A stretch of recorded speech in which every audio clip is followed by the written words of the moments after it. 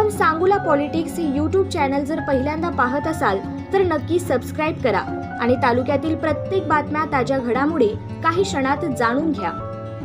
भारतीय जनता पक्षाचे युवा नेते प्रशांत वलेकर यांनी महावितरणच्या मनमानी कारभाराविरोधात हातीत कार्यालयावर 10 जून रोजी आंदोलन करण्याचा निर्णय घेतला आहे। महावितरणच्या हातीत विभागाने शेतकऱ्यांचा छळ चालू केला आहे। दिवसभरातील अनेक तास भारनियमन सुरू आहे। शेतकऱ्यांना तासभरही वीज मिळत नाही। सातत्याने वीज गायब होत असल्याने शेतकऱ्यांना मोठा मनस्ताप सहन करावा लागत आहे।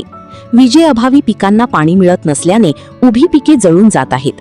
वीज पुरवठा खंडित असल्याने मशीनद्वारे दुधाच्या धारा काढणे ठप्प झाले आहे। महावितरणच्या या मनमानी कारभारामुळे शेतकरी आणि ग्रामस्थ त्रस्त झाले आहेत। त्यांना न्याय मिळवून देण्यासाठी भाजप नेते प्रशांत वलेकर यांनी पुढाकार घेतला आहे। येत्या 10 जून रोजी आंदोलन करण्याचा निर्णय घेतला आहे। तोडगा निघेपर्यंत आंदोलन सुरू ठेवण्यात येणार आहे। या आंदोलनात शेतकऱ्यांनी हजारोंच्या संख्येने सहभागी व्हावे असे आवाहन करण्यात आले आहे।